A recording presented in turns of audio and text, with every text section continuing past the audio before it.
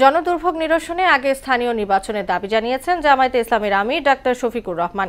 পাশাপাশি জাতীয় নির্বাচনের আগে কিছু মৌলিক সংস্কারের তাগিদ দিয়েছেন তিনি। চাঁদপুরের হাজীগঞ্জ জেলা জামায়াতের এক পথসভায় তিনি এসব কথা বলেন। এর আগে লক্ষ্মীপুরে এক জনসভায় অবিলম্বে দলের কারাবন্দী নেতা এটিএম আজহারুল ইসলামের মুক্তির দাবি জানান ডাক্তার শফিকুর রহমান।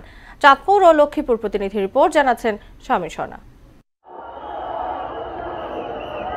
লক্ষ্মীপুর থেকে ফেরার পথে চাঁদপুরের হাজীগঞ্জে দলীয় এক পথসভায় বক্তব্য দেন জামায়াতে ইসলামের আমির ডাক্তার শফিকুর রহমান। স্থানীয় ও জাতীয় নির্বাচন নিয়ে দলের অবস্থান স্পষ্ট করেন তিনি। স্থানীয় নির্বাচন হলে জনগণের এই দুর্ভোগটা কাটবে, তারপরে অবশ্যই জাতীয় নির্বাচনও দিতে হবে।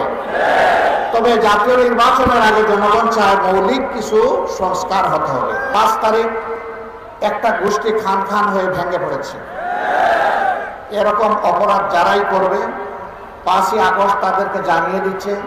5ই আগস্ট প্রত্যেক বছর কমপক্ষে একবার আসে। এর আগে লক্ষ্মীপুরে জেলা জামায়াত আয়োজিত জনসভায় তিনি বলেন, কারাবন্দী নেতা এটিএম আজহারুল ইসলামের মুক্তির জন্য সরকারকে যথেষ্ট সময় দেওয়া হয়েছে। এবার এ নিয়ে কঠিন অবস্থান নেবে জামায়াতে ইসলামী। 6টি মাস চলে গেল, বাংলাদেশ ফ্যাসিবাদীদেরকে তাড়ালো, কিন্তু ফ্যাসিবাদের বোঝা এখনো এটিএম আজহারুল ইসলামের ঘাড়ের উপরে রয়ে গেল।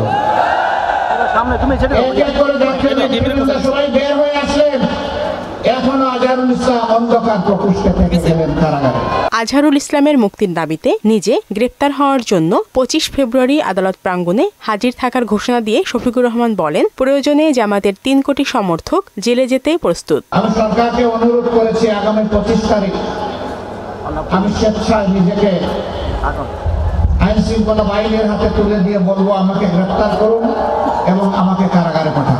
শারমিন স্বর্ণা, মোহনা সংবাদ।